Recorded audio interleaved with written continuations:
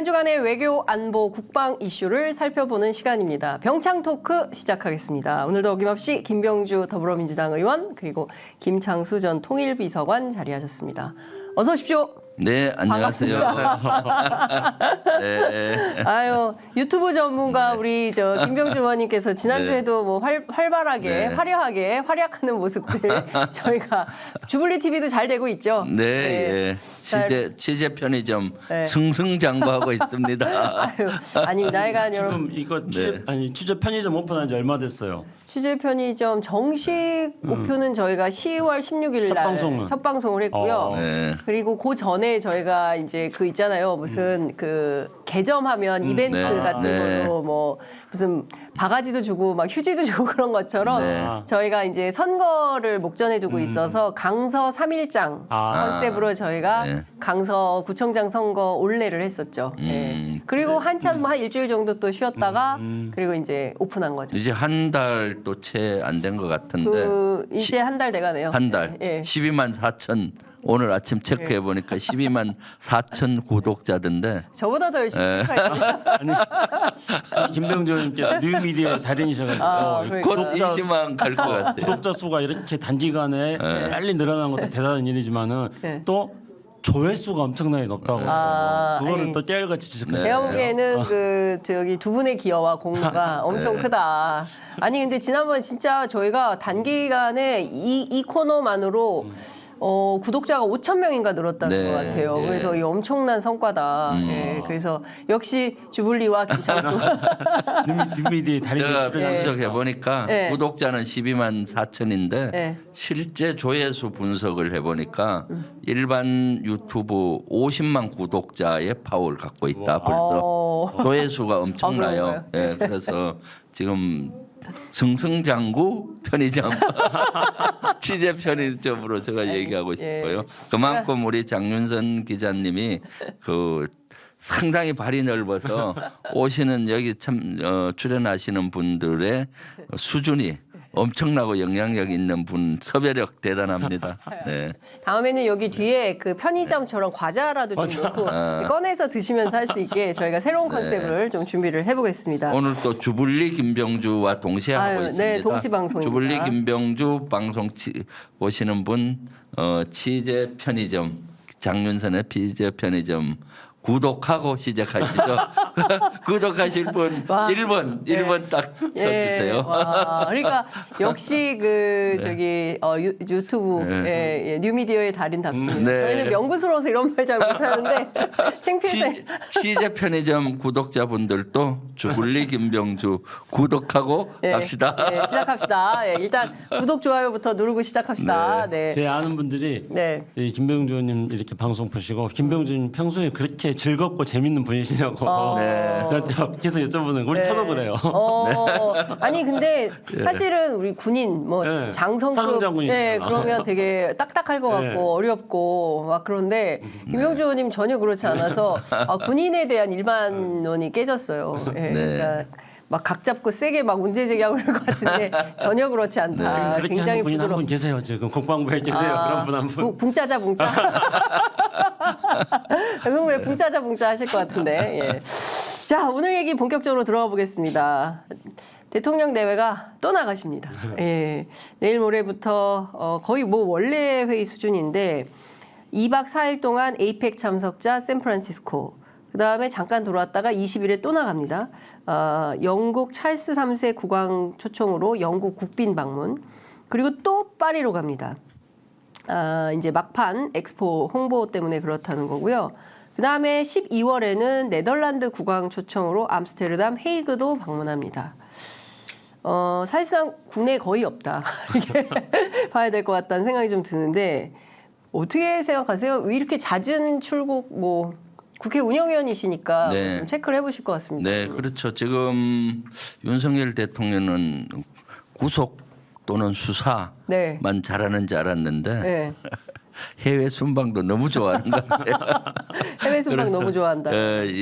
이준석 전 대표도 대구 감변단체 해외 순방, 대구 감변단체 맞아요. 해외 순방 네, 이렇게 돌리고 있다라고 그러니까 새마을 운동을 얘기하는데 제가, 네, 새마을. 민생한다고 하면서 그렇게 세 군데를 다닌 거죠. 그래서 네. 심기 그런 경우 심기 보좌하는 거 아니냐. 기분 좋은 데만 가고 있잖아요. 대구 지역 감변단체 해외 순방. 예. 사실 이거 큰 문제입니다. 사실 저는 대통령의 해외 순방 해야 된다고 봐요. 네. 그런데 정도가 있잖아요. 사실 아무리 대통령이라 해도 예산 범위 내에서 해야 되고 네. 또 갑자기 생긴 건 조금 하지만은 예산이 그 바로 메타예요. 작년에 올해 예산이 대통령 순방 예산이 249억이었어요. 네. 그런데 자그마치 예비비는 더 들었어요. 그걸로 부족해서 네. 329억 원이라는 예비비가 들어서 올해 순방 예산이 578억 들 예정입니다.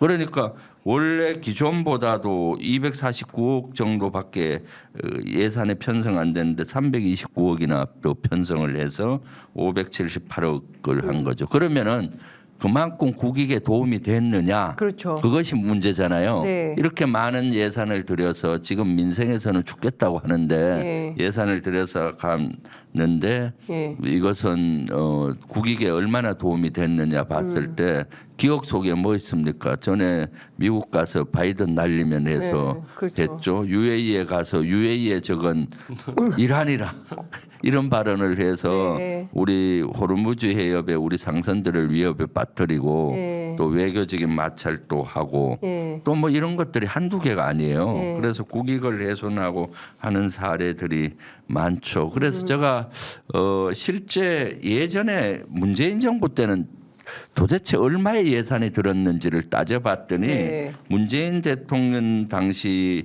2018년도에는 246억, 예. 지금 249억이잖아요. 예. 요 정도 드는 거예요. 19년도는 214억. 예. 2020년도에는 코로나 때문에 제대로 순방을 못 가셨잖아요. 예. 그래서 19억 4천. 21년도에 192억. 네. 22년도에 261억입니다. 그러니까 사실은 250억 원대면은 예전에 충분했는데 예. 지금은 329억이나 더 추가해서 아니 근데 578억. 예비비를 이렇게까지 땡겨서 그러니까요. 네, 예. 예. 그래서 문제고 내년 예산을 봤더니 271억이 편성돼 있어요. 271억. 그래서 예산에도 되게 문제가 되는 것이 네. 이번 예비비 속에 네. 운영이 하고 예결위에서 지적된 내용을 봤더니 네. 특수활동비 있잖아요. 예, 이게 특활비. 예비비에서 4억 5천만 원이 편성돼 있는 겁니다. 특활비 같은 경우는 거의 영수증 없이 그러니까요. 막 쓰는 예산들이잖아요. 네, 네. 그런데 예비비에 이것이 적절하냐라고 진성준 의원도 예결위에서 질의하고 예, 예. 이렇게 했던데 예. 그런 여러 가지 문제가 있죠. 그리고 진성준 의원이 이렇게 계산을 해보니 문재인 정부 5년 동안은 예. 총 818억을 투자해 들어서 53개국을 갔어요. 그래서 보니까 평균 1개국을 가는데 15억 4천만이 들었고 근데 윤석열 정부에서는 이거보다 훨씬 더 들었어요. 윤석열 정부에서는 1년 반 됐잖아요. 예. 1년 반 동안 현재까지 589억 들었는데 예. 23개국을 갔었고 예. 그 계산을 해보니까 25억 6천이에요. 문재인 정부 때 1개국가에 15억 정도면 들었던 것이 10억 더 들어서 25억이 든 호합한 정상 외교가 아니냐라고 진성준 의원도 지적을 예. 하고 한 것이죠. 네. 야, 이 정도면 아니 근데 지금 솔직히 말하면 우리 편의점에서 알바생들 그리고 네. 대학생들 그리고 정말 비정규직 노동자들 이 점심값이 너무 부담이 돼가지고 얼마 전에 보니까 중구의 한 편의점 앞에 오픈런을 막 길게 서 있어가지고 도대체 여기 왜 무슨 일 있냐라고 했더니 이렇게 100원에 이제 커피하고 뭐 이렇게 김밥인가 삼각김밥인가요? 이걸 살 수 있어서 아침 식사 대용으로 그거를 살 수 있어서 그렇게 줄을 섰다라는 제 보도를 보고 진짜 대한민국 수준이 이 정도구나 생각을 했는데 지금 대통령은 도대체가 578억이라뇨. 네? 도대체 국민을 근데 저는 분명히 지금 우리 김병준님께서 잘 분석을 해주셔서 이렇게 너무나 많은 예산을 쓰고 있다는 것들에 대해서 저도 깜짝 놀랐습니다. 근데 한편으로는 많은 예산을 써서 그만큼 성과가 나오면은 저는 뭐 그렇게 써서라도 대통령이 외국에 나가서 우리 국격을 높이고 대한민국의 브랜드 가치를 높이고 그렇게 하면은 그 효과로 우리 수출도 늘어나고 그렇게 되면 또 우리 경제도 활성화되고 그렇게 되면 또 우리 젊은이들 일자리도 만들어지고 하여튼 뭐 성과만 있다면은야 돈을 네. 얼마를 들여서라도 대통령 해외 순방하는 것들을 밀어줄 수 있다고 생각합니다. 근데 정말로 뭐 그동안에 무슨 성과가 있었습니까? 그리고 항상 대통령이 해외 순방을 하면은 국민들은 지지를 합니다. 그리고 대통령의 지지율도 해외 순방하고 나면은 대체적으로 올라가거든요. 근데 오늘 제가 이거 댓글을 한번 봤더니요. 네. 대통령 순방 관련된 그 기사에 댓글들이 어떻게 달려있나 봤더니 모두 다 대통령 비판하는 거예요. 제가 네. 이 자리에서 차마 말할 수 없을 정도로 굉장히 거칠게 대통령 해외 순방을 비판하는 거예요. 저희 댓글창에 올라온 거 읽어드릴게요. 명명님께서 윤통 부부 해외여행 왕놀이 징글징글하다. 꽁이님께서 그냥 떠나면 돌아오지 말자. 예, 유칼립투스님은 주블리 TV 같이 방송하나 봐요. 두 분 다 좋아요 구독. 아유 김영주원님 화이팅. 아, 네, 예. 권지님께서 예. 네. 정민재님께서는 오늘도 기쁘고 즐겁고 참 너무 길게 써주셔가지고 우리 편의점에는 피로 회복제가 화면에 걸려 있는 듯합니다. 제작진과 모두 응원합니다. 이런 의견 주셨고요. 정투더 희망님께서는 아주 그냥 국민 세금 펑펑 쓰고 다니네요. 국내 안 들어왔으면 좋겠다 이런 의견이 있습니다. 네. 예. 사실 이 예산 문제에서 네. 이것만이 아니에요. 이거는 순방 비용이 이렇게 많이 올려 578억 든다 했잖아요. 네. 그럼 그 개발도상국이나 이런 데 가잖아요. 네. 가면은 약속을 많이 해요. 그러니까 어디 거기 저도 그 해외의 그 의원 외교 차원에서 가면은 네. ODA 예산이라고 개발도상국에 지원하는 예산들 막 요구를 합니다. 뭐 해달라 뭐 해달라 그러면은 대통령 입장에서는 자꾸 약속을 하는 거죠. 네. 그래서 예산을 따져봤더니 내년도의 ODA 예산이 네. 올해보다 40%나 올랐어요.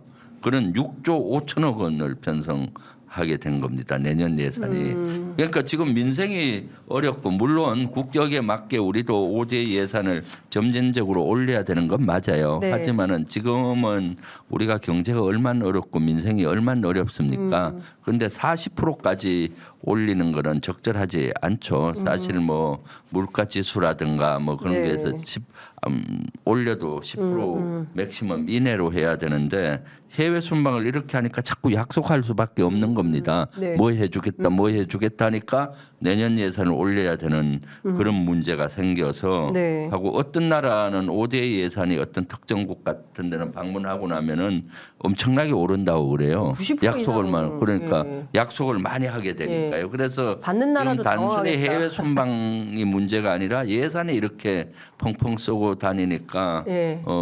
그럼 그만큼 이득이 나야 되는데 이득이 나지 않는 거죠. 예, 네, 국익 그러니까 차원에서. 진짜 좀. 예. 근데 제가 김창수 비서관님께 여쭈보고 싶은데 대통령 한번 출국할 때마다 문재인 정부도 15억 4천, 네. 윤석열 정부는 25억 6천 이렇게 큰 돈이 들어갑니까? 뭐 평범한 사람들 만져볼 수도 없는 돈인데.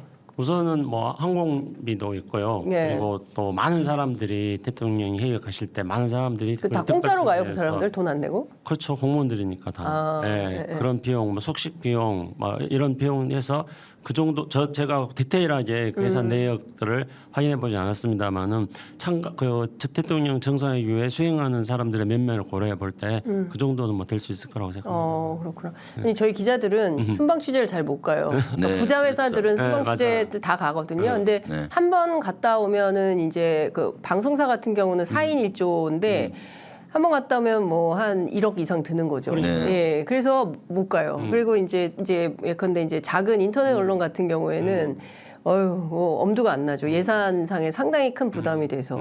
그래서 근데 기자들한테는 다 이렇게 받고.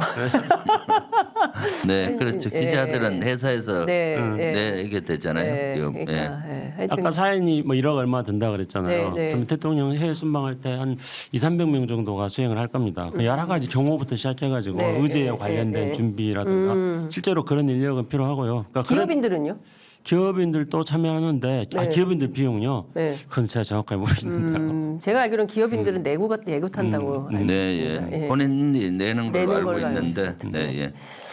하여튼 너무 순방 비용이 많이 드는데 거기에 따라서 얼마나 큰 성과가 있냐 이제 이게 핵심인데 MOU 체결을 굉장히 많이 하지만 그냥 약속인 거잖아요. 그렇죠. 특히 이제 중동 순방 같은 경우는 사인 엄청나게 많이 했는데 이게 요대로 될 거냐 사실 그것도 의문이거든요. 그럼요. 예.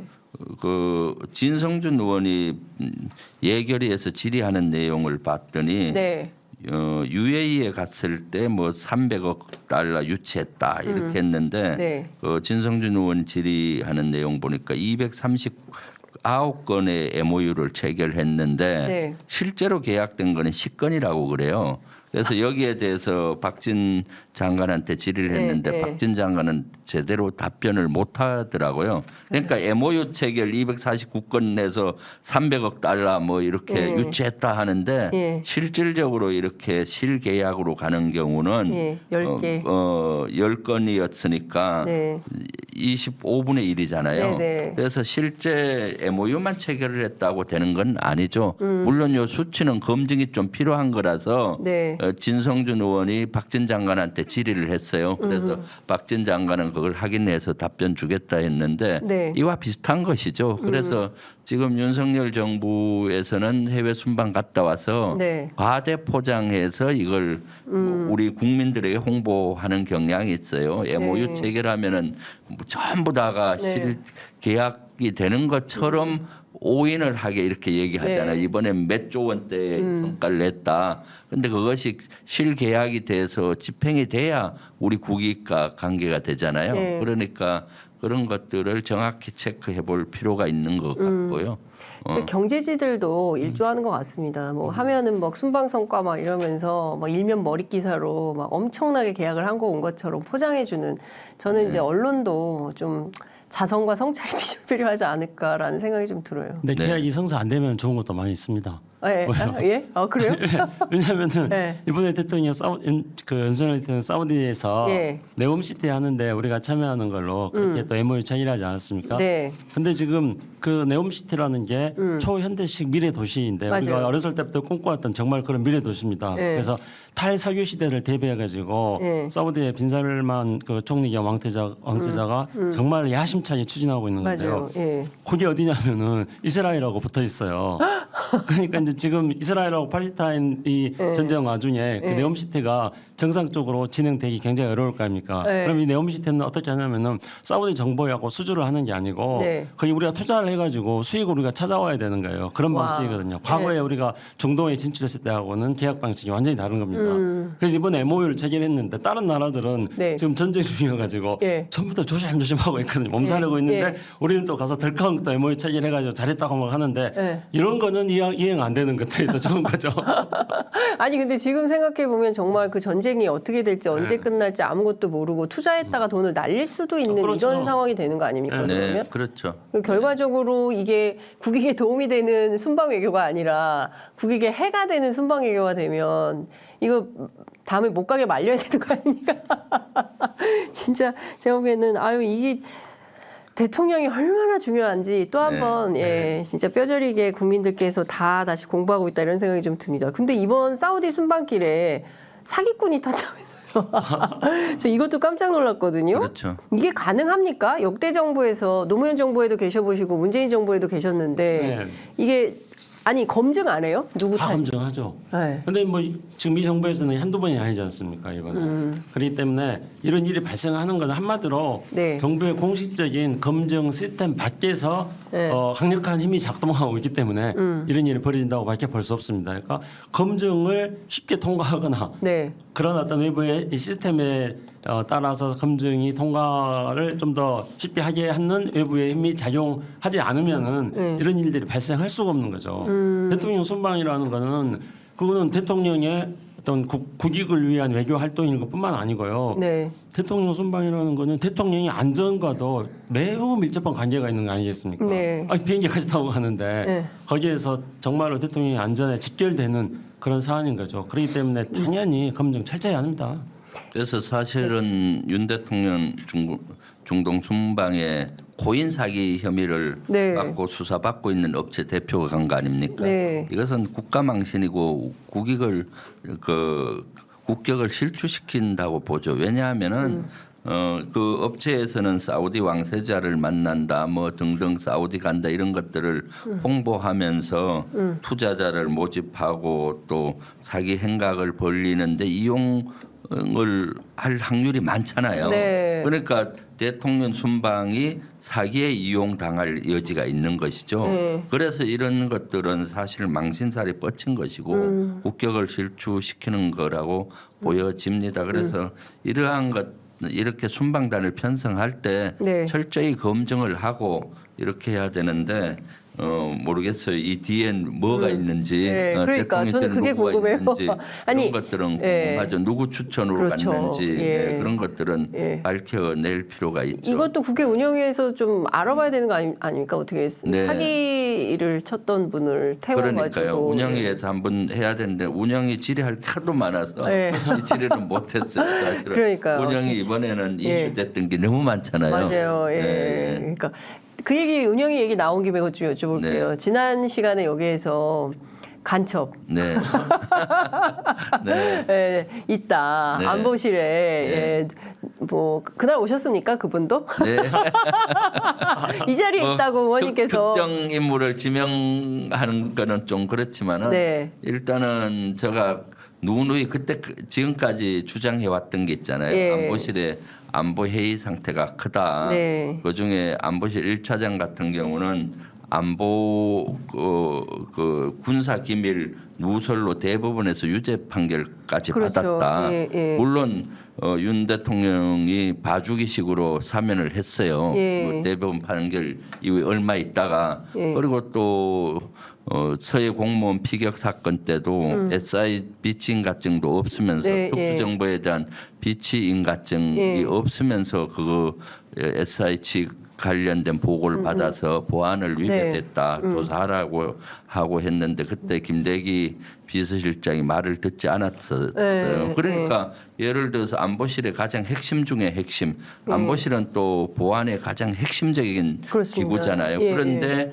안보 의식이 해이된 사람이 있으면은 그 조직을 어떻게 컨트롤하겠어요. 그러니까 안보실 자체가 해이됐을 확률이 많잖아요. 네. 그래서 실제 올 봄에 3월, 4월 요때 이제 안보실장과 외교비서관 그 당시 얘기한 것들이 실제 비밀이 누출된 것이 미국 뉴욕 타임즈에 나와서 그러니까요. 네. 우리가 알게 됐잖아요. 맞습니다. 그래서 거기에는 미국의 보고서 속에는 시긴트라고 돼 있었는데 네. 거기 시긴트는 뭔가 하면은 통신 정보로 예. 알아냈다는 거니까 쉽게 얘기하면 도감청을 해서 알아냈다는 건데 윤석열 정부에서 도감청을 부인했잖아요. 예. 미국은 도감청 하지 않았을 것이다. 뭐 그러게 뭐 이렇게 부인을 하다 했는데 예. 우리 그 시민단체 300여 분이 고발을 했어요. 네, 예. 뭘 고발을 했느냐? 우리나라 대통령실이 도감청 했으면은 네. 도감청한 대상자인 미국 대사관이나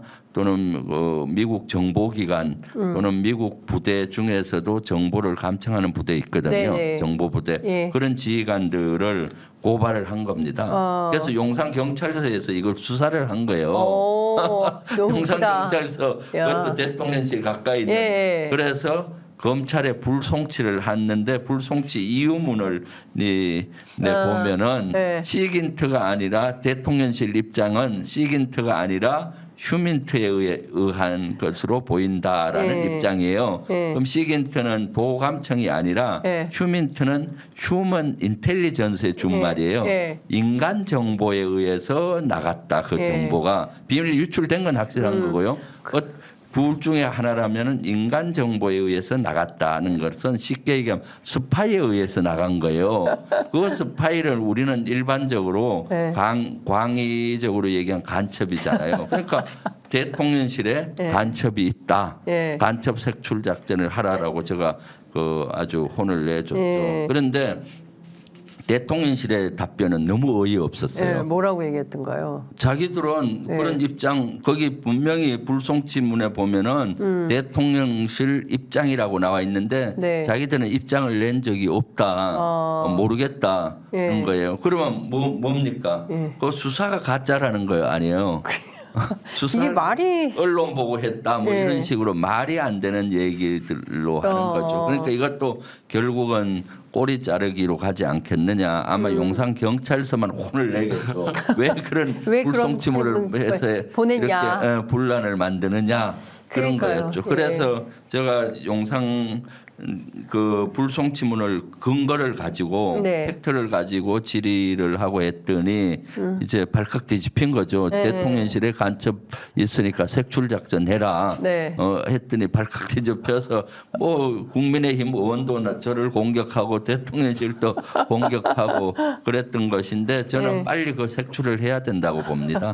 그리고 네. 빨리 빨리 색출을 해야 된다. 그래서 정보 보안을 그러니까 지금 사실은 대통령실이 보안이 철저해야 되는데 지금도 미국으로부터 그러한 정보가 줄줄 샌다고 보여지죠. 그런 것들이 제대로 조치를 안 했으면은 네. 도감청에 대한 조치도 안 했고 예. 휴민트에 대해서도 누가 처벌받았다 이런 얘기 없잖아요. 그렇죠. 그렇다면은 그런 정보들이 지금도 새 나갈 확률이 많잖아요. 네. 그러니까 우리가 합리적인 추론을 하면 우리가 미국에 계속 끌려가지 않습니까? 일본에 끌려가고 그렇습니다. 그러니까 그런 것들이 안보 공백이고 안보 참사라고 볼 수가 있는데 제일 중요한 것은 소 잃고 외양간을 고쳐야 되는데 소 잃고 외양간도 안 고치니까 더 큰 문제예요.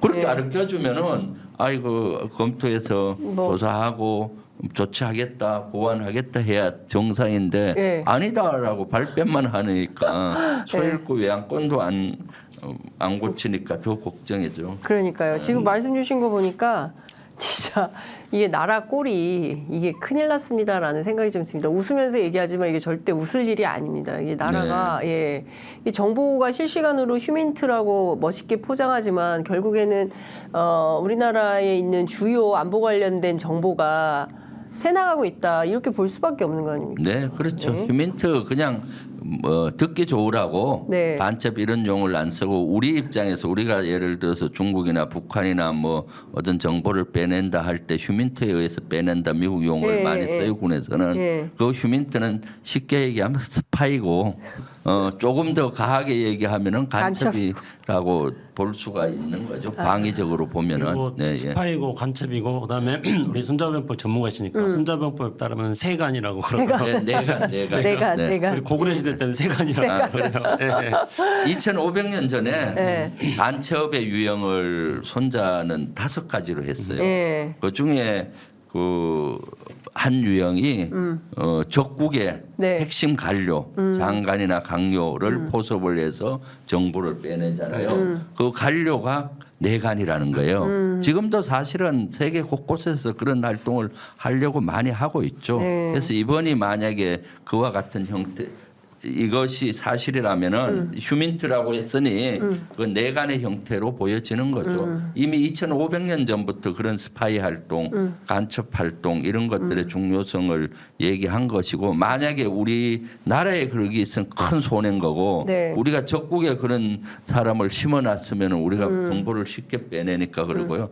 요새 또 스파이 활동들이 강범위해졌어요. 네. 산업 스파이가 더 활개를 치고 있고 왜냐하면 반도체 정보라든가 방산 기술의 정보를 네. 다른 나라에 빼돌리는 이런 활동들이 많잖아요. 그래서 저도 국회의원이 돼서 네. 이런 것들을 규제하는 법도 많이 발의를 해서 통과가 됐어요. 네. 그 말씀 나온 길에 그것도 여쭤볼게요. 지금 한미 안보 협의회 SCM 방금 뭐 보도 나온 거 보니까 신원식 장관하고 오스틴 미국 국방장관이 국방청사에서 한미 안보 협의회에서 맞춤형 전략 억제 개정안에 서명을 했다. 맞춤형 전략 억제 개정안은 어떤 내용인가요? 이거 뭐 어떻게 이번 한미 안보 협의회에서 주목해서 봐야 되는 포인트는 어떤 거고 이걸 어떻게 봐야 되는지 좀 여쭤볼게요. 네. 그 SCM은 1년에 한 번씩 열립니다. 네. SCM이 그 한미 연례 안보 협의체거든요. 네. 그래서 우리가 왜 SCM을 하는가부터 보면은 예. 우리가 한미 연합 체계로 돼 있지 않습니까? 전쟁이 나면은 예를 들어서 양계 장관이 협의를 해서 지침을 내리고 그다음 미국과 한국의 합참의장이 연합사로 지시를 내리는 거거든요. 작전 그런 연례 안보 협의체가 매년 움직여지고요. 전시가 좀 더 활발하겠죠. 네. 여기에서 이제 오늘 SCM이 열리는 날이에요. 사실 언론에서 주목이 안 되고 있는데 네. 한미 간의 굵직굵직한 한미 현안들이 논의가 되리라고 보여. 그 중에 아마 맞춤형 억제 전략을 개정했다라고 하는데 네. 억제 전략 중에 확장 억제 전략을 우리 쓰고 있잖아요. 네. 북한의 핵미사일에 대응해서 한미 같이 속적으로 해왔던 거는 확장 억제 정책이고 그것을 조금 더 구체화했던 것이 한국형의 맞춤형 확장 억제 정책을 써왔어요.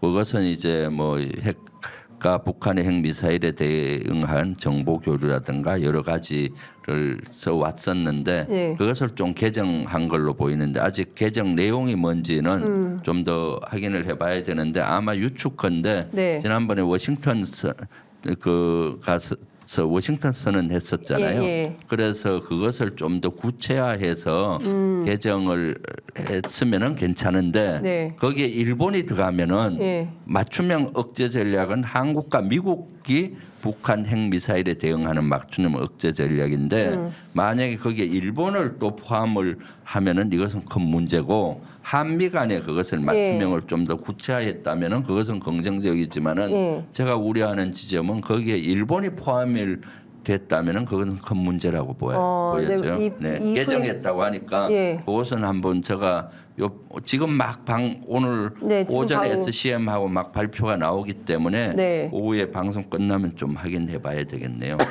일본이 들어가는 건 안 되는 거 아닌가요? 우리는 일본하고 동맹 관계도 아닌데요. 그렇죠. 일본을 굳이 열 필요는 없는데 예. 자꾸 일본을 포함을 해야 된다라고 미국은 주장을 했고 일본도 주장하겠죠. 예. 그러니까 북한의 핵미사일 대응은 지금 현 윤석열 정부에서도 네. 한미일이 같이 해야 된다는 생각을 갖기 때문에 맞춤형, 그 맞춤형은 한미의 맞춤형인데 네.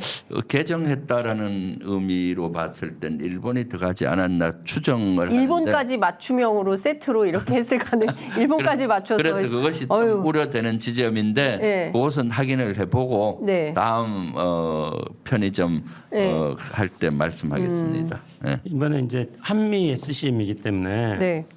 일본과 하는 거는 또 별도의 트랙으로 만약에 진행이 된다면은 한미 SCM에서는 한미 간에 할 일만 정하지 않을까 그런 생각도 해보는데요.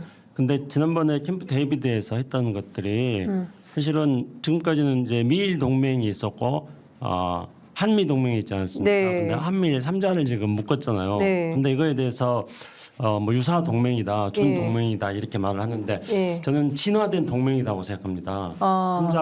삼자가 진화된 동맹 관계를 지금 구축하고 있습니다. 이미 일본하고요. 예. 일본은 이제 우리 영토에 대해서 침략 야심을 가지고 있고 그리고 우리 과거를 침략했던 사실에 대해서 반성을 하지 않고 사과도 있기 때문에 없죠. 예. 그렇기 때문에 이것은 우리 영토에 대한 야심 또는 재침 이런 의사가 있는 걸로 우리는 안보 위협으로 봐야 되는 거죠. 근데 지난번에 이제 한미일 삼각 사실상 그 진화된 동맹이라고 하는 걸 보면은 예. 기본적으로 동맹이 갖추고 있는 모든 요소들 다 갖추고 있어요. 그러니까 거기서 이제 한미일 삼국 선언을 한 걸 보면은 위험이 닥쳤을 때 네. 서로 간에 공동으로 어떤 대처를 하고 그리고 공동으로 행동을 하고 이런 어떤 그 한미 방위조약이라든가 미일 방위조약이 담겨져 있는 네. 그런 위험에 대한 인식과 행동을 같이 한다는 내용들이 그대로 담겨 있습니다. 그리고 이제 군대는 주둔할 필요 없잖아요. 일본에 네. 뭐 전미군, 주미군이 한국에 그렇죠. 또 네. 있으니까. 그런데 이제 중요한 거는 상국이 훈련을 어떻게 할 것인가 이런 문제인데. 근데 지금 이 한미 SCM 열리기 바로 전에 네. 한미일이 삼국 훈련을 하겠다고 네. 지금 그것도 약속을 했거든요. 아이고. 물론 이제 이거 캠프 데이비드 선언에서 네. 한미일 삼국 그 군사훈련 같은 것들을 계속 이야기했지만은 지금 이제 한미일 삼국이 정보 교류하고 그리고 앞으로 그 캠프 데이비드 선언에 따른 군사훈련 어떻게 나갈 것인지에 대해서도 지금 계속 논의를 하고 있는 겁니다. 한미 SCM 하기 전에 이미 삼국이 그 논의를 다 한 거예요. 한미일이? 한미일이. 예. 그렇기 그럼 때문에 이제 SCM 말고 새로운 협의체를 또 만들 수도 있겠네요. 안보협의회 관련해서. 새로운 협의체는 이미 만들어진 거죠. 그러니까 그동안에는 한미 동맹에서는 이렇게 장관급 네. SCM을 이제 하는 거잖아요. 네, 그런데 맞아요. 캠프 데이비드 선언에 따르면 대통령이 주재가 돼가지고 한미일 삼국 정상 회의를 계속 하기로 했어요. 맞아요. 그러니까 한미 동맹이나 미 동맹이 국방장관급에서 서로 정례적인 회의를 하는 걸 한다면은 지금 캠프 데이비드에 따르면은 한미일 삼국 정상으로 급을 올려가지고 한미일 삼국의 진화된 동맹 관계를 지금 강화시켜 나가려는 거다 그렇게 보여집니다.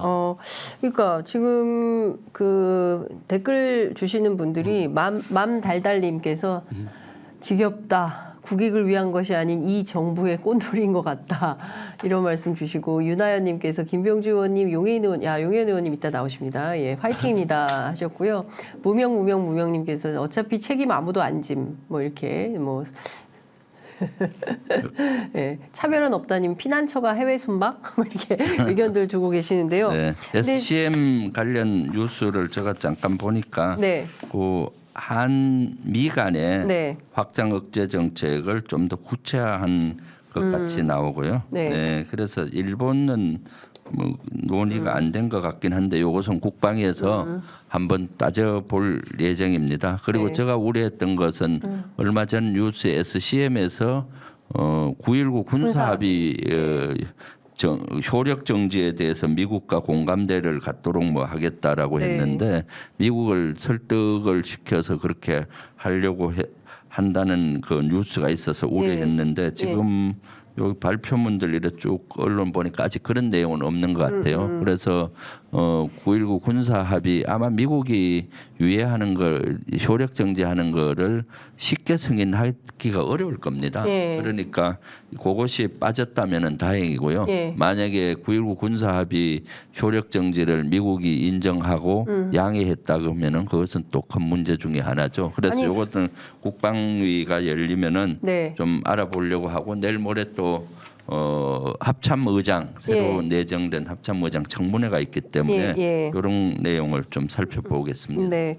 9.19 군사합의를 9.19 군사합의가 있기 때문에 서로 남북 간의 충돌이나 이런 게 잦아드는 핵심 원인 이유가 네. 되는 거 아닌가요? 근데 이걸 없애면 계속 충돌하겠다는 건지 우리가 나서서 이거를 또 깨야 된다고 말하는 게 과연 국익에 맞는 건지 국익에 배척되는 건지 참 이해할 국익에 수가 없어요. 배척되죠. 사실은 없애는 것은 네. 9.19군 지금 국민의힘이나 윤석열 정부 신원식 장관의 주장은 북한이 9.19 군사합의를 위반을 많이 하니까 이것을 효력 정지하고 깨야 된다라고 하는데 그것은 논리가 안 맞죠. 왜냐하면은 우리가 교통에 대한 교통법이 있잖아요. 네. 교통신호 위반하는 사람 많으니까 교통법 없애야 된다. 또 무슨 범죄 물가 많이 생기면 그 법을 없애야 되나요? 그리고 북한과의 관계도 마찬가지입니다. 정전협정이 53년도에 체결됐잖아요. 네. 올해가 사실은 정전협정 70주년인데 북한은 수도 없이 정전협정을 깼어요. 깨고 도발을 했잖아요. 그럼 정전협정을 없애야 되나요? 그렇잖아요. 그렇죠. 그러니까 그런 논리는 말이 안 되는 거고요. 또 자꾸 뭐 우리 군사 정찰하는데 북한을 보는데 제한이 많다라고 하는데 그것은 우리만 보는 거 봐서는 안 되고 항상 지피지기 적과 나를 같이 봐야 되잖아요. 네. 우리도 제한되지만 북한은 훨씬 더 많이 제한을 둬서 북한을 까막눈으로 만들게 되기 때문에 우리는 조금 불편한데 북한은 훨씬 더 불편한 거거든요. 네. 그렇기 때문에 북한을 같이 봐야 돼요. 이것은 전쟁이나 전쟁을 준비한다든가 군사력을 건설할 때는 항상 상대 국가와 비교해야 되잖아요. 네. 항상 상대평가입니다. 근데 지금 국민의힘이나 그 신원식 장관 주장은 절대평가로 하는 거예요. 나한테 불편하고 나한테 그러니까 이쪽은 전혀 고려 대상이 없이 하니까 그러면은 군사학에서 나만 알고 저걸 모르면은 싸움 할 때마다 질 확률이 많죠. 그래서 항상 우리와 북한을 비교해야 되는 것이고 네. 비행금지 구역 이런 것도 제가 몇 번 얘기했지만은 제가 한미연합사 부사령관 당시에 9.19 군사합의 체결됐어요. 네, 그때 미군들은 되게 객관적이잖아요. 냉철하고 그때 미군들과 여기에 대해서 검토를 수없이 했었어요. 미국 사령관은 네. 세 가지 직함이 있고 세 개 그렇죠. 사령부잖아요. 네. 한미연합사령부 사령관, 예. 주한미군 사령부 사령관, 유엔 사령부 사령관 모자 세 바꿔서 개의 임무가 다 달라요. 예. 유엔 사령관으로서 유엔사는 초기부터 9.19 군사 합의를 적극 찬성했어요. 왜냐하면은 유엔사는 목적이 뭡니까? 정전 관리를 네, 하거든요. 예, 예. GOP 지역 그 비무장지를 관리해서 서로 충돌이 일어나지 않게 하는 않고, 것이 예. 유엔사의 임무 중에 하나예요. 예. 그러니까 9.19 군사합의가 이루어지면은 상호 충돌이 일어날 예, 확률이 예. 현저히 주니까 예. 그리고 정전 관리 시스템에서 문제가 훨씬 없고 평화가 지속되니까 유엔 사령관은 처음부터 찬성을 한 것이고 주한미군 사령부는 군정권을 주로 행사해요. 네. 군령이 아니라 네. 작전이 아니라 그러니까 교육 훈련을 주로 담당해요. 네. 그래서 교육 훈련에 지장이 되느냐를 봤을 때 그때 2개 훈련장이 문제가 약간 됐어요. 그래서 대신 전방에 있는 스토리 사격장 이런 사격장에 문제가 되니 네. 그것은 다른 사격장으로 옮겨주겠다. 그다음 비행 훈련하는데 일부 제한되는 지역이 있어서 그걸 좀 조정해줘서 문제가 없어서 주한미군 사령관 입장에서도 찬성을 한 것이고요. 가장 많이 분석했던 데가 연합사입니다. 연합사령관은 네. 전쟁 때 책임을 지잖아요. 네, 예. 그래서 전쟁을 수행하는데 전쟁을 억제하고 전쟁 수행하는데 문제가 되면 안 되니까 전체적으로 검토했을 때 약간의 제한은 있지만 큰 문제가 없다. 그렇지만 북한에게는 치명적이다. 그래서 유엔 연합사령관도 동의를 했던 겁니다. 그래서 이것을 그때 국방부 국정감사 때 네. 제가 연합사 부사령관으로서 정인 참고인으로 나가서 이런 얘기를 자세히 했어요. 네. 그래서 그런데 국회가 지금 와서 설득했습니까? 막 근데 설득했죠 그때. 네. 그때도 그 당시 지금의 국민의힘 그 당시는 무슨 당이었더라? 거기에서 엄청나게 공격했는데 미래통합당이 그때 원래 연합사는 국정감사 부대가 아니에요. 한미 부대이기 때문에 전략 지시로 창설된 부대이라서 그렇지만 참고인으로 가서 예. 제가 요목요목 미군의 입장을 대신 충분히 연합사령관 그때 브룩스 사령관한테 내가 국정감사가 아니까 네. 당신의 입장을 물을 텐데 네. 어떻게 정리하면 되느냐 해서 이걸 다 정리를 그 사람 얘기를 듣고 가서 얘기를 해줬어요. 그랬더니 실제 그대로 정리가 됐었고 그래서 미국 입장에서 유엔사는 효력 정지하는 걸 반대할 것이고 주한미군 사령부는 입장이 없을 겁니다. 왜냐하면 자기들에게는 아무런 영향이 안 가니까 훈련에. 그러니까요. 연합사의 입장에서는 네. 미국은 항상 북한과 우리를 같이 보기 때문에 찬성하기가 쉽지 않을 거예요. 효력 정지에 대해서. 그렇구나. 예. 하여튼 9.19 군사합의에 대해서 우리 김창수 비서관도 한 2시간 얘기하실 수 있죠. 네, 그렇죠. 여기가 또 전문가죠. 김창수 비서관님이 핵심만 말씀해 주십시오. 예. 그냥 넘어가면 섭섭하실 것 같아서. 네. 이렇게 한마디로 말씀드리면은요. 네. 9.19 군사 합의를 만약에 파기를 시키면은 남북한은 이스라엘과 팔레스타인처럼 허구한 날 싸움지만 할 것이다. 그렇기 때문에 9.19 군사 합의가 정전협정에서 부족한 점을 네. 조금 더 강화해서 그래서 지상과 공중과 해상에서 남북한의 충돌을 완화시키고자 하는 것이기 때문에 9.19 군사합의는 정전협정과 함께 한반도의 평화와 안전을 지키기 위한 네. 어떤 남북한의 합의인 거죠. 그래서 네. 부모님 말씀하신 것처럼 북한이 어기고 깬다 하더라도 우리가 그걸 깰 수 없는 겁니다. 그리고 이 골격을 계속 잘 자란 위반자 나올 수는 있다 하더라도 이 골격은 계속 유지시켜 나가야 된다. 그렇게 네. 봅니다.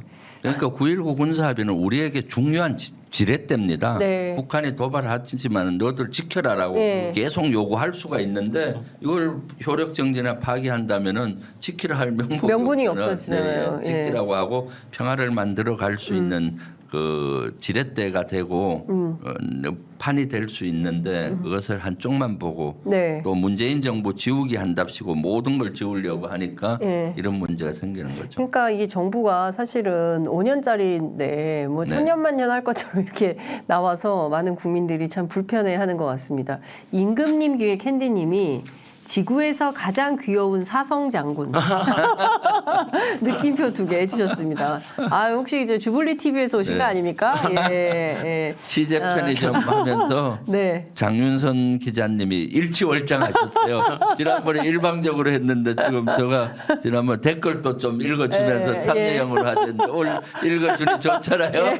바로 제가 좀 배운 대로 실천합니다. 의원님께서 20분에 한 번씩 댓글 읽어라. 그러니까요. 그리고 좋아요, 구독, 알림 설정 이것도 홍보해야 된다 이렇게 말씀 주셔가지고 적극적으로 홍보해야. 하고 있습니다. 네. 이번 주 수요일이죠, 의원님. 김명수 합참의장에 대한 인사청문회 예정돼 있는데 좀 어느 대목에 좀 주목해서 질의할 계획이신가요? 네. 김명수 합참의장 같은 경우는 작전 실패에 책임을 졌던 지휘관 여러 번 작전 실패를 했었어요. 사실 합참의장은 군령권의 최고 정점에 군복 입은 사람으로 있죠. 군령권이라고 하면은 평시 작전을 지휘하는 제일 책임자예요. 전시는 연합사가 하지만은 평시에는 합참의장이 제일 선임이고 제일 책임을 지잖아요. 그럼 작전의 전문가가 돼야 되는데 작전 실패를 여러 번 했어요. 그것이 저는 큰 우려되는 지점이거든요. 예를 들어서 별 2개 달고 투스타 때는 1함대 사령관, 그러니까 동해안을 지키는 함대 사령관을 할 때 2019년도 삼청 목선 사건이 나잖아요. 목선까지 왔을 때 그때 책임을 졌던 사령관이었고 그래서 징계를 그때 견책인가 징계를 받았죠. 육군 같은 경우는 이렇게 경계 작전에 실패하고 견책을 받으면 진급이 안 되는데 해군은 진급이 됐어요. 아니 그게 어떻게 됐는지 저는 이해가 안 가요. 그런 견책을 받고 그리고 얼마 전에 해군 작전 사령관을 하면서 또 지난 몇 주 전에 일어났던 동해 목선 기순 사건이 속초항까지 올 때까지 깜깜이었잖아요. 경계 작전 실패였거든요. 이 책임도 해군 작전 사령관은 동해, 서해, 남해를 다 책임져요. 쓰리스타로서. 그 당사자이기도 하고 큰 사건이 일어났을 때마다 핵심 다 연루가 돼 있어요. 그다음에 이명박 정부 당시에 2010년도 11월 23일 연평도 포격 도발이 일어나서 우리가 참 아픈 기억이 있잖아요.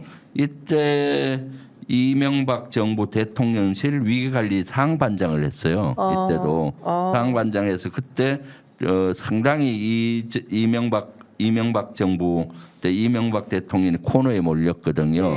그때 NSC 하면서 예를 들어서 확전 방지하라 이런 상황에서도 확전 방지 이런 얘기를 했다고 해서 국민적인 공분을 샀고 그때 대통령실 위기관리상 반장을 했었고요. 그리고 또 천안함 피격 사건이 일어났을 때도 해작사의 해상작전과장을 했던 거거든요. 그래서 그리고 또 뭐가 많으신 분이네요.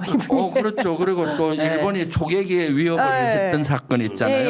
18년도 초계기 위협 사건을 했을 때 우리가 되게 위협을 했고 아직도 일본으로부터 사과를 못 받았잖아요. 이때 1함대 사령관을 했는데 1함대 사령관에 있는 군함이 가서 구조 활동을 하다가 일본 초계기로부터 위협 비용을 받고 했었거든요. 그런 입장이 어떻게 되는지 아마 지금도 일본의 사과를 못 받았잖아요. 아직도. 그런데 해작 사령관 하면서도 쓰리스타 하면서도 윤석열 정부에서 사과도 안 받고 한미일 훈련, 일본과 훈련을 강화하는데도 한마디 얘기도 못했어요. 그래서 작전 문제 최고의 전문가인데 과연 합참의장이 될 수 있을까 좀 맞고요. 그래서 내일 그것을 집중적으로 점검하려 하고 개인 사생활 문제는 큰 문제는 없는 것 같아요. 군은 늘 검증 과정을 거치기 때문에 그런데 아마 4억 원 재산 누락이 있는 것 같아요. 지금 재산 누락 있잖아요. 그 재산 김대기 실장이 김대기 실장 28억 누락했는데도 제대로 된 처벌을 못 받은 것 같아요. 발표를 안 하는 걸로 봐서 그것이 큰 문제고 이번 김명수 합참의장도 어떻게 4억 원을 누락할 수 예, 있는지 전 그러니까. 이해가 가지 않아요. 그래서 참- 그런 것들을 좀 따져보려고 합니다. 그렇구나. 근데 하여튼 이 정부에서는 이해할 수 없는 일들이 너무 많이 벌어지기 때문에 국민적 눈높이에서 도무지 감당이 안 된다 이렇게 볼 수 있을 것 같습니다. 네. 그 평화운동을 저 일제 강점기보다 더 길게 하신 우리 통일비서관께 좀 여쭤보고 싶은데 윤석열 대통령이 관변단체 자주 가시잖아요. 근데 이번에 보니까 새마을운동단체에 또 가가지고 청년들한테 글로벌 연대를 더욱 튼튼히 해달라. 그러니까 우리가 산업화와 민주화를 넘어서 미래 비전을 위해서 어디로 갈 거냐에 대한 중대한 고민들이 87년 체제를 넘어서서 어디로 갈 거냐에 대한 중대 고민이 있는데 우리 대통령은 끊임없이 산업화 시대에 머물러 있는 거 아니냐. 박정희 대통령에 대한 찬양도 굉장히 많이 하고요. 좀 어떻게 보세요?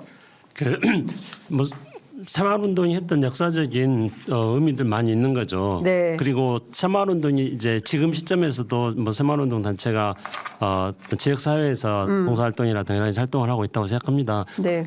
근데 이제 새마을운동을 우리 청년들의 비전으로 제시할 수 있는 사안은 아닌 거죠. 지금 새마을운동이 필요한 곳은 저기 북한. 네. 북한은 이제 새마을운동이 필요하고요. 네, 북한. 예, 우리는 정말 이제 미래로 나가는 비전들을 청년들한테 심어줘야 되는 거죠. 근데 우리 장윤수 선생님 말씀하신 것처럼 대통령의 생각은 그냥 산업화 시대 70년대 보릿고기 넘었을 때 그 시절에 멈춰져 있는 게 분명히 하고 있고요. 그다음에 이제 정치적인 것도 있지 않습니까? 그러니까 지금 대구 경북 쪽에서 뭐 윤석열 대통령이 다음 총선에서 어떤 성과를 내려면은 박근혜 대통령하고 손을 잡아야 되잖아요. 그렇기 때문에 박근혜 대통령한테 보내는 어떤 메시지도 있다. 구애. 예, 네. 그런 생각도 듭니다. 네, 아유, 하여간 참 답답한 것 같습니다. 의원님 뭐 시간이 다 돼서 끝으로 한 가지만 여쭤볼게요. 네.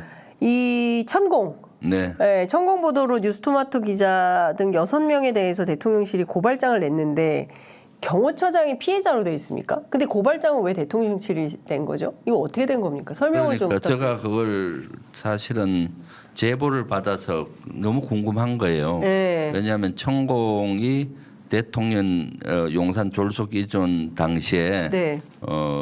용산 대통령실 이전에 개입했다는 의혹이 많았잖아요. 네. 그 중에 의혹 하나가 용산 대통령실 관저라든가 대통령실 부지를 보러 갈 때 관저 이런 지역에 개입할 때 경호처장 김용현이가 수행했다 뭐 이런 네. 얘기를 한 사람에 대해서 고발을 한 거예요. 네, 네. 그래서 한 6명 정도 뉴스토마토 기자를 비롯해서 부성찬 전 국방부 대변인 네. 김종대 전 의원 뭐 이렇게 예, 고발을 예. 했잖아요. 네. 그런데 고발인이 김대기 비서실장이라는 거예요. 아니 김용현 개인의 명예훼손 고발을 네. 김용현 자신이 고소하면 끝나는 건데 네. 김대기 비서실장이 과연 공적 그 대통령실의 2인자나 마찬가지인데 예, 예. 어떻게 남욱을 할 수 있었을까라는 의문이 나서 질의를 했어요. 예, 예. 그러니까 김대기 비서실장이 맞았고 네. 피해자는 김용현 개인 명예훼손이었어요. 네. 근데 더 과간인 것은 네. 김대기 비서실장이 자신이 고발을 했는데 그 네. 내용을 정확히 몰라요. 피해자가 김용현 또 오히려 반문을 하는 거예요. 김용현인가 하고. 네. 그래서 그럼 고발장을 당신이 썼느냐, 네. 직접 썼느냐 했더니 저가 어떻게 직접 썼냐고. 그 아마 대통령실 내에 있는 어떤 법 전문가가 썼다는 뉘앙스로 얘기해요. 네. 그러면은 뭡니까? 대리 고발한 거 아니에요. 그러네. 그리고 주체는 대통령실이 예. 고발한 거 아닙니까? 예. 대통령실이 어떻게 개인의 예. 명예훼손을 예. 고발하느냐? 그것은 법적으로도 저는 여러 법 전문가하고 얘기해 보니까 좀 하자가 있는 것 같아요. 법적 네. 하자가. 왜냐하면은 다른 사람의 명예훼손을 자연인이면 누구나 할 수 있어요. 네. 그렇지만 그것도 부자연스럽고요. 당사자가 고소를 해야 되는 거고. 그런데 이런 통치기관에서 네. 그 기관 전체를 기관에 관계된 사람 거기 비서관이든 행정관이 다 대통령을 보좌하라고 있는데 개인 명예훼손을 같이 했다는 것은 문제가 있는 것이죠. 그래서 깜짝 놀랐어요. 개인의 명예훼손을 어떻게 대통령실이 대통령실에서 개입을 해서 할 수 있냐. 그러니까 윤 대통령은 이런 비판을 받아요. 통치 행위를 네. 수사로 하고 있다. 통치는 어떻게 합니까? 덕으로서 하고 하합으로 하고 고용력을 가지고 하면서 통합하고 이렇게 하잖아요. 그렇죠. 하는데 수사로 하고 있다. 그것이 검찰공화국의 형태다라는 비판을 많이 받고 있는데 그런 것들이 여실히 증명이 된 거죠. 아니 본인이 고발인인데 지금 고발 내용도 잘 모르고 또 당연히 네. 다른 사람이 해주는 게 당연하다는 식으로 얘기하고 그런 다음에 뭐 법 지식이 짧아서 잘 모른다 이렇게 또 면피성 발언을 하고 네, 하여튼 뭐 그런 것 근데 같습니다. 달리 생각해 보면은 이해할 수 있습니다. 네. 왜냐하면은 그 천공 그 양반이 네. 이 정부에 대해서 전략과 총 노선을 다 제공해 준 사람이잖아요. 그러니까 용산에서는 천공한테 의존하는 게 많고 빚진 게 많고 예. 어떻게 이제 우리 이 아는 사람들 이야기는 그렇게 말하던데 예. 그 용산 위에 천공이 있다. 아 진짜? 예. 그러니까 대통령실에 나서 가지고 다 대신해주고. 아이고 참 이게 말이 되나 싶습니다. 하여튼 지금 뭐 많은 분들이 댓글 올려주고 계시는데요. 총선 때문에 똥줄이 타는 거죠. 예, 시대착오도 유분수지 네. 새마을운동이라니 예, 뭐 이런 얘기도 그러니까요. 있고 예. 네. 그리고 국가 시스템을 이토록 망쳐 먹어도 민주당은 뭐 하고 있냐 뭐 이런 비판도 있습니다. 맞아요. 그건 예, 민주당 맞아갑니다. 좀 더 열심히 해주시기를 더 열심히 하겠습니다. 알겠습니다. 오늘은 여기서 마무리를 해야 될 것 같습니다. 오늘 김병주 의원님에 대한 댓글이 굉장히 많은데요. 다음 주에는 우리 김창수 비서관에 대한 댓글 기대해 보겠습니다. 뭐 욕해도 괜찮습니다. 예, 하여튼 예, 많은 관심. 내일 제가 네. 예. 출판 기념일 합니다. 맞아요. 예. 오후 3시에 진접 지역에서 하는데 네. 손자병법에 대한 출판 기념이에요. 통상 정치인들은 자기 자서전이나 자기 비전서 이런 걸 주로 쓰는데 저는 30년 동안 손자병법을 공부하고 적용해보고 해서 가성비 높은 삶 어떻게 하면 성공할 것이냐 네. 어떻게 하면 그런 노하우 저의 인생 노하우를 다 공개합니다. 그렇구나. 나중에 예. 장윤선의 취재 편의점에서 예. 한번 또 그런 예. 공유하는 시간을 갖도록 예, 하겠습니다. 다음에 이제 손자병법을 중심으로 네. 한번 인터뷰를 해보도록 하겠습니다. 오늘 말씀은 여기까지 듣겠습니다. 감사합니다. 고맙습니다. 네, 고맙습니다. 네.